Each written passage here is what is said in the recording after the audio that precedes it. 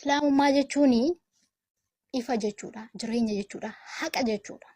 Jaalladhaa, jibbaa, fudhadhaa, fudhachuu dhiisa. Kanaafiyyuu warri immoo amma biyya ormaa jirtu bicheetti islaamummaa fudhattee teessaa gaafa biyya galte hin duutaa hin dhiistaa yookiin inni akkas taata jettanii maafin amma kana hin du'in islaamummaa irraa jechuudha. Itoo harmeen koo dhuftee si duratti intala kiyya nan du'aati yookiin islaamummaa dhiisi yookiin akkas jettee ana amantaa koorra tasuma wanti na jijjiiru hin jiru. Garaa muradhaa bishaan gaditti liqimsa. Laaluuf deemtee hin deebita warri jettanii paarkii bashannanaa hin deemne ani.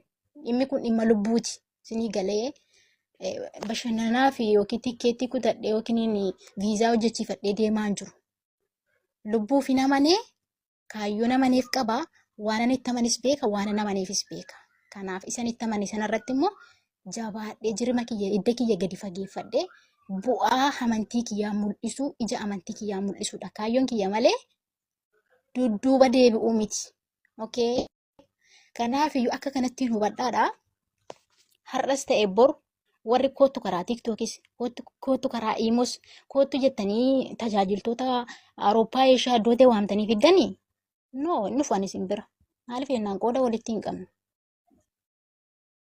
Ilmoon ifaa fi ilmoon dukkanaa qooda walitti hin qabu.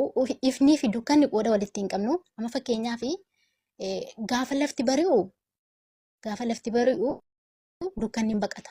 Gaafa dukkanni dhufu immoo ifti hin baqata. Wal dheessu malee wal keessan taa'an isinii galee.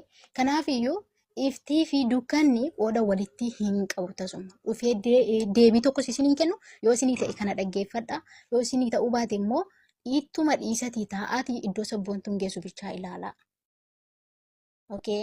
Kanaaf iyyuu dhufee si wajjin illee haasa'uun barbaadu bakka tortoraaf raqaa yoo sareef allaattii malee maaltu dhaqaa jedhan. Kanaaf isin bira dhufuullee hin fedhu. Kanaaf galatoomaa ulfaadhaa isiniin jechuun barbaada. Warri doorsisa garaagaraallee qabattanii jirtanii I don't care. Ani waan tokko hin sodaadhu. Yoo isin baasa ta'e itti fufaa.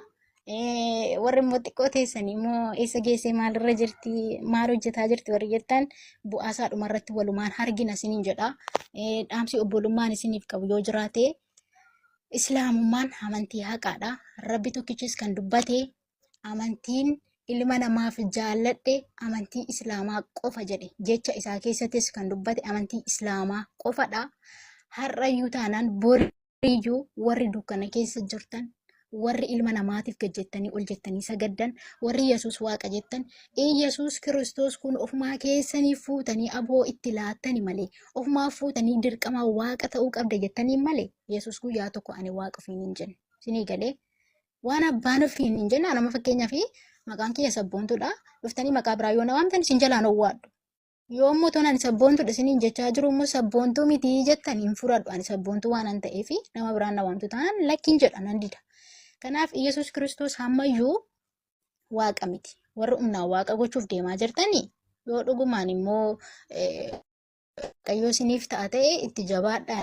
Namni biddeena nyaatee, namni fincaa'ee, namni qaama saalaa kittaannatee, namni bidiruu keessa ciisee galaanarra imalee dhugumaan yoo waaqa jettan mee Yesuus Kiristoos wangeela Luqaas boqonnaa 8:22 irratti itoo bartoota wajjiniin laga gamatti imalaa jiru bidiruu keessa ciisee Yesuus Kiristoos dhagaatee dubbifadhaa jechuudha.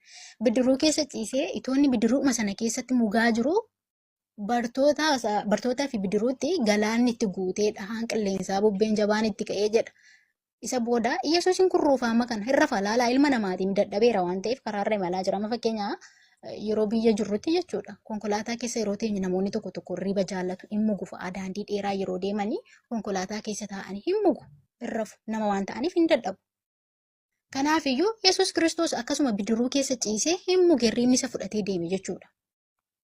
Ituma inni rafaa jiru bidiruun bartootatti guutee galaanni bidiruu isaaniitti guutee bartoonni silaa nyaatamanii itti siqanii yaa barsiisaan oodhumuuf jennaa ka'ii jedhanii tuttuqanii dammas kan achitti ribaa kaasanii Yesuus Kiristoos. Namni akkasitti rafu waaqaa ijoollee waaqni rafaa, waaqni gadi bu'ee dhufee seexanaa qoramaa, waaqni gadi bu'ee dhufee kabalamee fannifamaa, waaqni gadi bu'ee dhufee rarraafamee ajjeefamee boolla keessaa immoo kaafamaa. Maal taatan isin ofii keessaniif iyyuu gahisaa jirtu wangeela keessaniin ala. Wangeela keessaniin ala deemaa jirtu wangeelatti iyyuu jiraachaa hin jirtan itti namana jettan malee kan wangeelli keessan dubbatu kan biraa loojikii si fayyadamtan kan biraa wangeelaan ala jirtu jechuudha. Kanaafuu isin iyyuu mormituu Kiristoos malee amantuu Kiristoosiin miti. Nuti Kiristoositti amanna jettan malee jechuudha.